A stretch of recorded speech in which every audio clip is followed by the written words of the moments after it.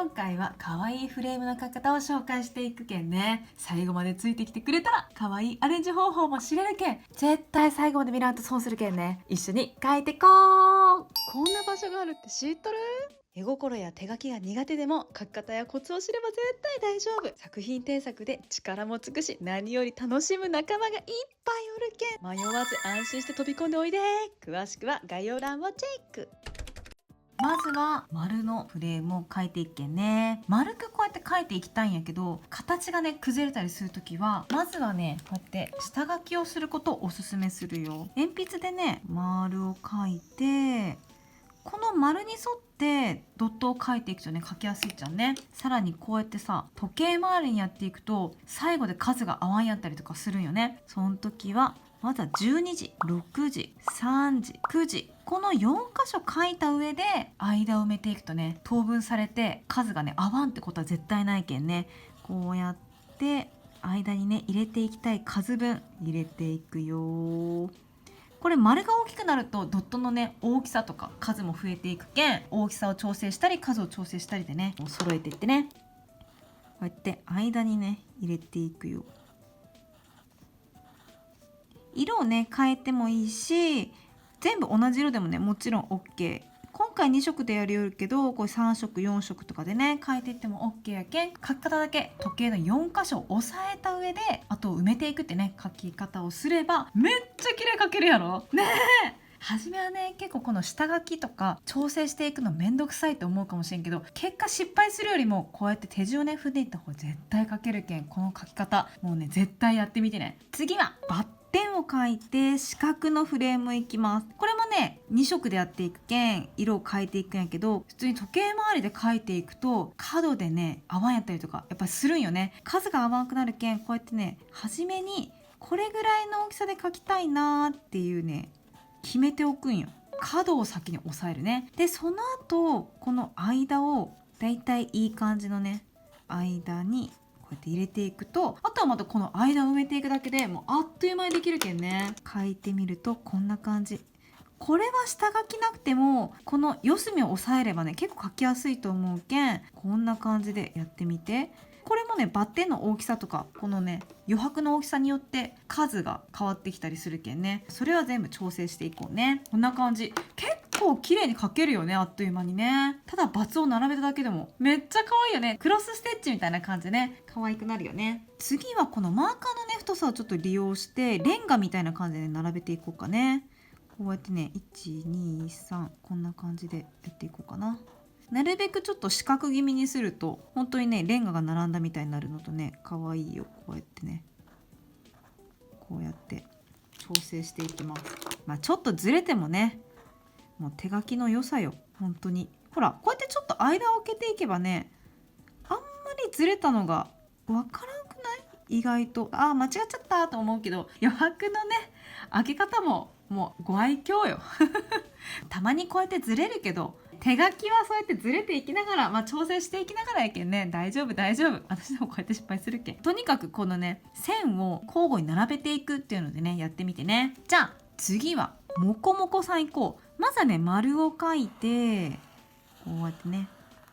丸を描いて花びらみたいにこうやってモコモコモコっとねちょっとレースペーパーみたいな感じでやっていこう。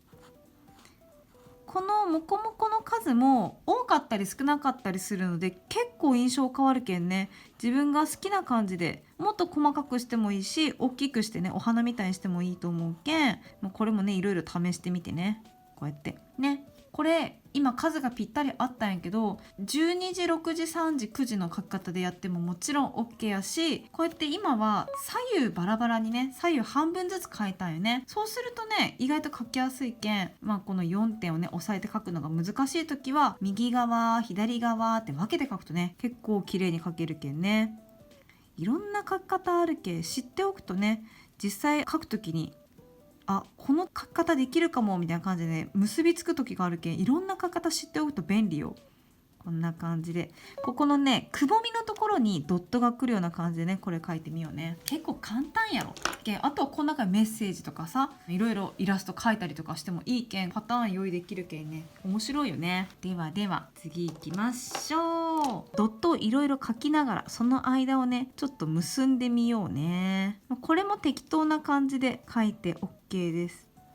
ね、難しかったらやっぱり丸をね下書きで書いてやってみるといいかなと思います。こんな感じでちょっと楕円みたいな感じでも可愛いね。こうやって間をただ結ぶだけでもしっかりとしたフレームになるけんね。あとここをちょっと囲ってみたりとか、ここ2本線にしてみたりとか、そんなんでも可愛いけんね。いろいろやってみてね。次はちょっと植物系いきましょう。まん丸を描いて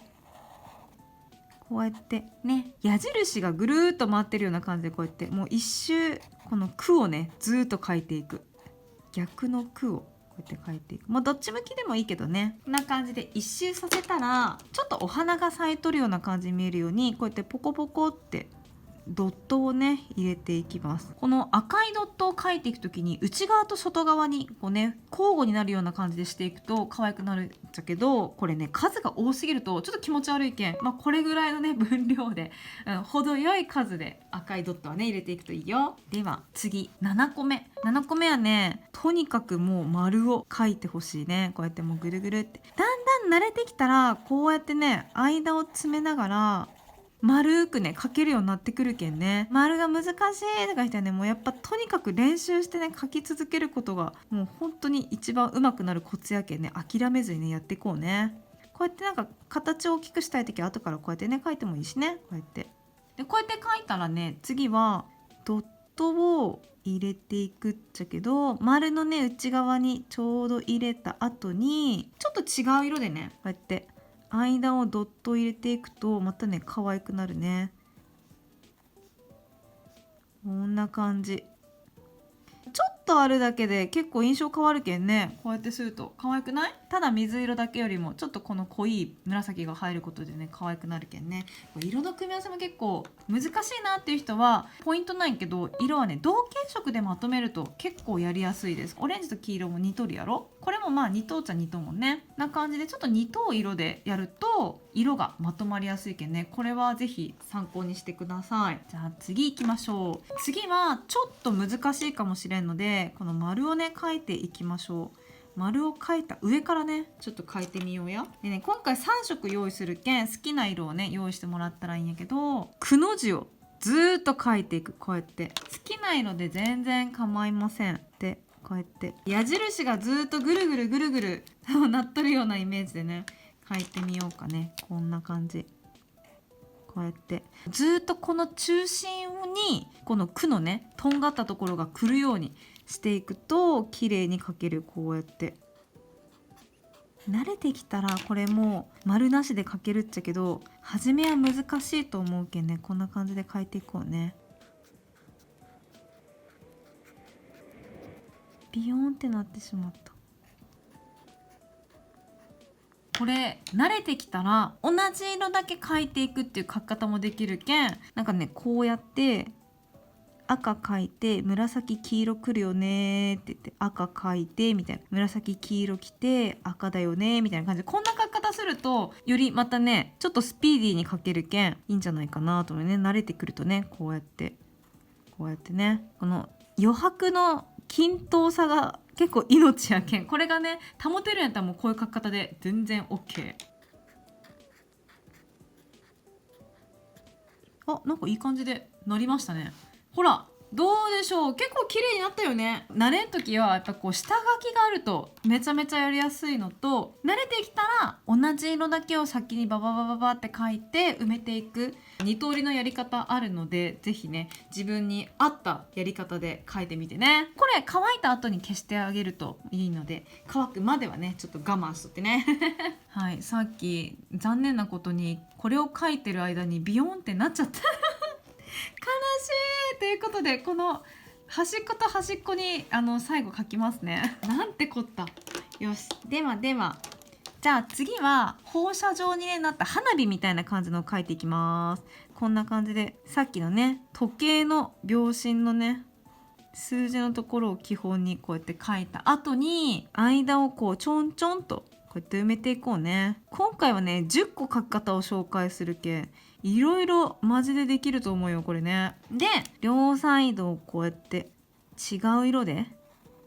ね、両サイドっていうかこの長い方の線の先にちょっとポッチをつけよう。もうこれだけでも結構可愛いよね。この間にまたねこの線を入れたりもいいし、自分の好きな感じでね線増やしたりとか、間の色はなんかこのポッチの色じゃない色でやるとかね、そんな風にやっても可愛いです。簡単